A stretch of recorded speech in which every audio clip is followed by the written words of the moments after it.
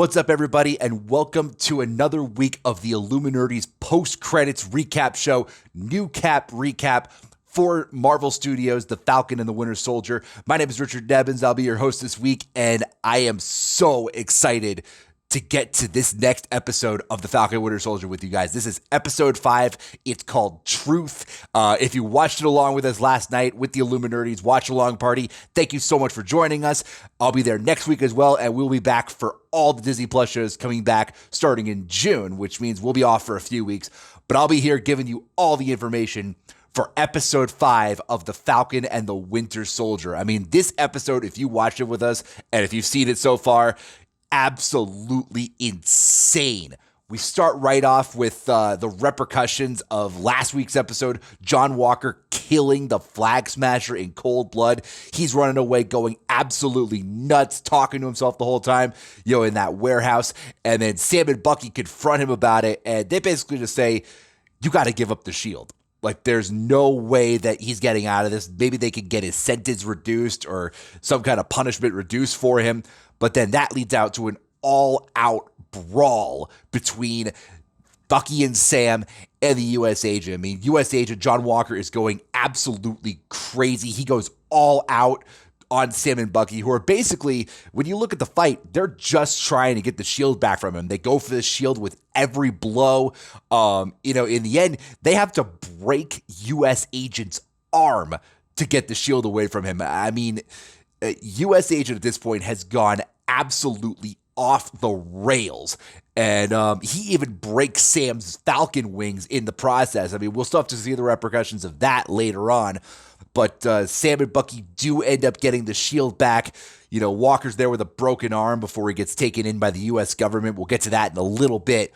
But then Sam and Bucky get the shield back. Sam ends up meeting with Torres, who we haven't actually seen since episode 2 in the very beginning, right before Sam and Bucky met up for the first time.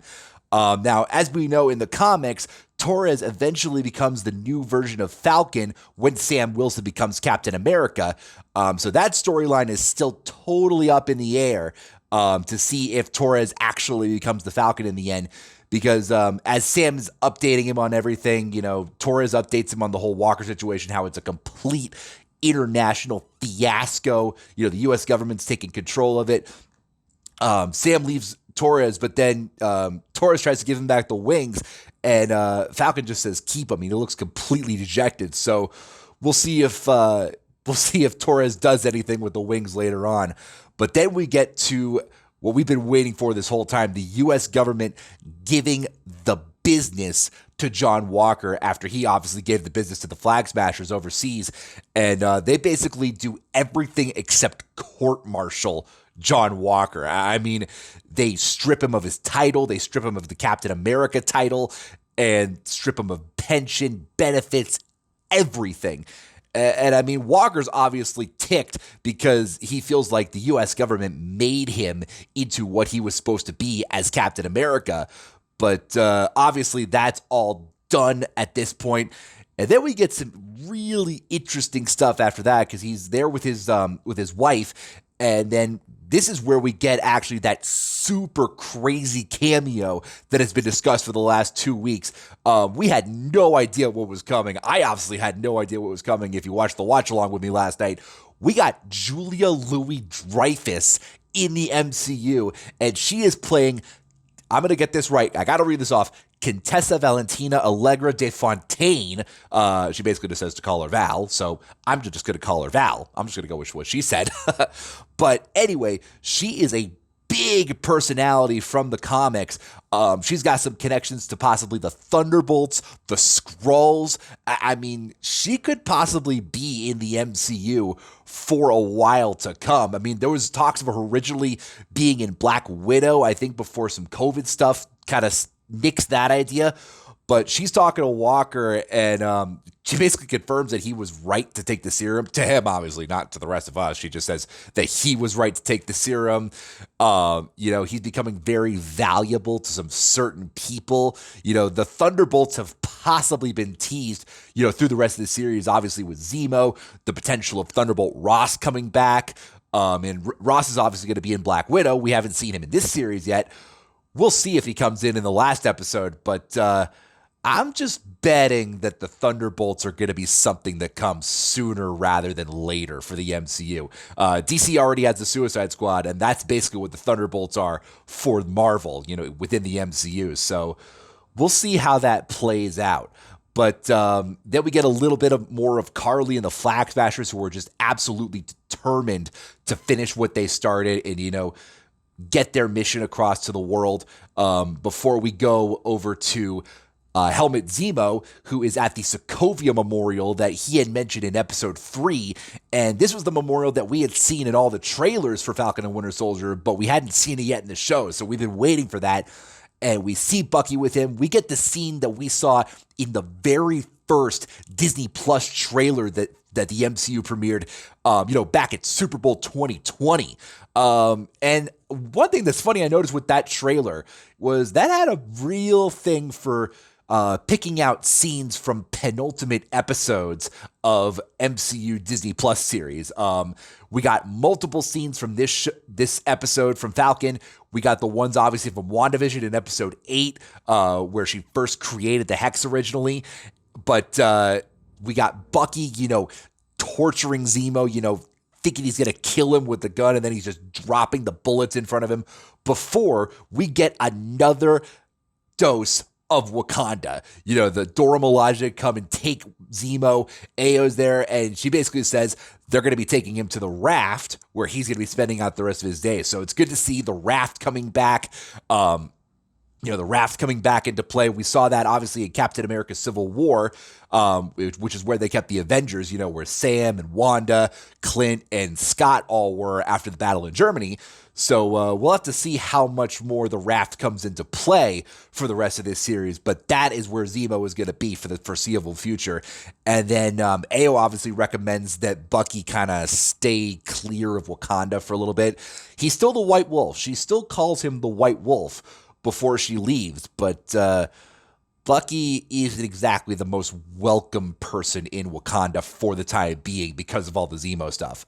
And then after the Zemo stuff, we get a little bit of Isaiah Bradley coming back into the series, Carl Lumbly returning for the first time since episode 2. We get Sam talking to him. He goes up to Baltimore to check out some stuff with him, and he basically just has to figure out what is going on with Bradley in terms of the serum, in terms of the history of Captain America. And Bradley explains the whole thing to him, how, they experimented on him after sending him and a bunch of other people on missions with different versions of the serum. They experimented on him to see why his version of the serum worked while others didn't. And Bradley just seems to think that even to this day in the 2020s, that the world still isn't ready for a Black Captain America. And Sam and him don't seem to be on the same page with that. Sam's still trying to figure out where his place is in the world with the Avengers as Captain America and everything.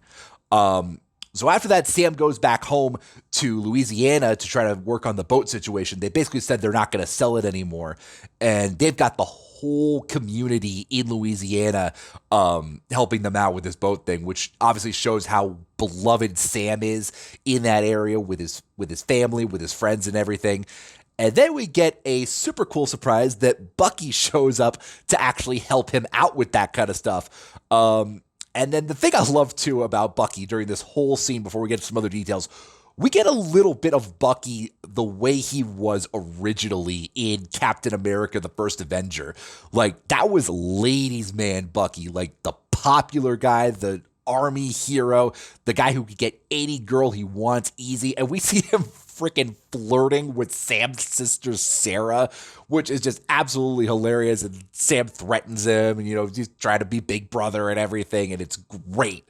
But anyway, Sam also gets a shiny new box from Bucky after Bucky helps move some stuff with his, mechanical robot arm. Bucky said he called in a favor from the Wakandans. We're thinking it's going to be some kind of new wings, but we only get a little bit of a tease of that, which I'll get to later on. But it's awesome to see, Sam and Bucky bonding over this boat thing. They're sort of really starting to form a relationship actually with each other, because the whole time that we've seen them in the MCU so far, they've basically just been Steve's friends, Steve's two closest friends, through working with the Avengers together, through the army, everything. So it's really cool to see Sam and Bucky actually forming their own relationship outside of working with Steve. Now, after that whole scene, we get John Walker visiting Hoskins' family because obviously Hoskins was killed in the last episode. R.I.P.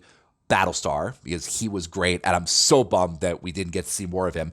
But Walker just looks dead inside. He's obviously trying to give his condolences to Hoskins' family because it seems like they were really close for a long time, working together in battle, in the army, as U.S. Agent or Captain America and Battlestar. But they seem to think that, they're really proud of Walker for supposedly killing the guy who killed Hoskins, bringing justice on that front. And then we see Walker walking around with, just a totally done look on his face. He's just absolutely out of it. He sees that Captain America poster, the one of him, John Walker as Captain America. And there's some really shady stuff, coming up with him in the upcoming future. And speaking of super, super shady, we get a little bit of a tease of Sharon Carter again. Now, Sharon Carter has been really interesting throughout this whole series so far because when we first saw her in episode 3, she was completely done with the whole superhero thing, the Avengers thing, everything. And then we get a tease of her seemingly talking to George Batroc, who we saw in episode 1. George St. Pierre plays him, the excellent ex-MMA fighter. But she seems to be working with him in some capacity. Now, I don't know if she's gone full bad guy. I don't know if she's the power broker in the end. I mean, my thoughts on power broker, just real quickly before we go on, I'm thinking it's either actually Sharon Carter at this point, based on what we've seen of her, or Val, Julia Louis-Dreyfus, because I don't think they'd bring in Julia Louis-Dreyfus for just a one-scene cameo in The Falcon and the Winter Soldier. I wouldn't be shocked if we see her again next episode. I hope she shows up in Black Widow when it comes out in July, but I think she's going to be around for a while. But then after the whole Sharon thing, we see Sam and Bucky bonding again. We see Bucky on a couch for the first time, which is awesome to see that character development. We saw him sleeping on the floor when we first saw him in this series in episode 1. And he's watching Sam's nephews just play around with the shield and, trying to hide it and everything. And it's great. And I love the fact that we see Bucky, I think, more at peace in this episode than probably any time in the series, probably since he was in Wakanda. And then we get Sam and Bucky meeting up with each other at Sam's house again. A lot of the scenes from the original trailer, the Disney Plus trailer from the Super Bowl last year, like I mentioned earlier. And that's where, Sam's mentioned that the legacy of the shield is complicated. And it's really, really cool just seeing Sam and Bucky just toss the shield around together. They got all the padding up on the trees that Sam's using to practice, throwing the shield and everything. And Bucky basically confirms that he and Steve had talked about, passing the shield on to Sam at the end of Avengers Endgame before Steve went on his time-traveling journey to return the Infinity Stones to their appropriate timelines. And both of them were really nervous, and they had no idea about what the repercussions would be about, the world having a Black Captain America. But I love the bonding between them. This scene in particular, I think, was one of my favorite scenes of the entire series so far. Honestly, maybe one of my favorite scenes of Sam and Bucky's entire relationship in the MCU together. They agree that Carly's not going to stop. They still have to figure out what's going on with the Flag Smashers and U.S. Agent and Zemo and everything. Zemo's a little bit more on the down low since he's in the raft and everything, but Bucky basically just tells Sam that if you need anything, I'm there for you. And that leads into Sam's Rocky moment. We get the whole montage of him training, working out, throwing the shield around. And it's super cool too, because when we saw him tossing it around with Bucky, it looked like he was just going super easy with it, and like all the catches were easy. But he goes really hard in this training montage. I mean, he's doing push-ups, pull-ups, he's running, getting his body right. He's doing flips. He's throwing the shield in every which way direction, dodging it, catching it, everything. And I think at this point, Sam is more than ready to become Captain America, like everybody's been expecting this entire series. And I think we're going to get a real big dose of that in the next episode.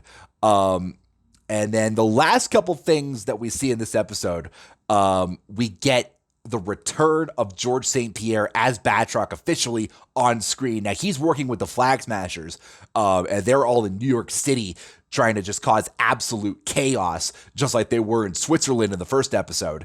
But Batroc's basically, his only mission is to kill the Falcon. That's all he wants to do. He wants to get that rematch after episode 1. I'm sure he's still sore about losing to Captain America in Captain America the Winter Soldier. But then he is working with the Flag Smashers to cause absolute chaos in New York City.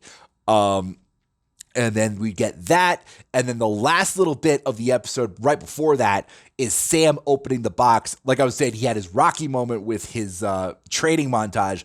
We get a Pulp Fiction moment right here with this, because he opens the box from Wakanda, but we don't see one bit of what's actually in the box. So that'll be really cool to see what actually happens for that next episode. And then to finish things off, we get our first mid-credit scene of this series. We get John Walker trying to recover. He is making his own shield at this point. He has gone absolutely nuts. He's been muttering to himself this entire episode, I am Captain America. I am Captain America. I am Captain America. Like, we know you're Captain America, but he has just gone absolutely off the deep end. He's making his own shield. I think there's going to be some big things ahead for John Walker in this last episode. And that's where things end off with episode 5. It was an absolutely crazy ride from start to finish. Not a ton of action, but we got a lot of plot development in episode 5. Please let me know what your favorite parts were in the comments below. Remember to like and subscribe to our channel. And I want to thank you guys again for being with me every step of the way for New Cap Recap on the Illuminerdi's post-credits recap show. I can't wait to be there for next week's episode, episode 6. We'll be doing the watch-along once again before we take our break between this and Loki. And I can't wait to see you guys next week. We're going to have a great time. Thanks for tuning in to New Cap Recap.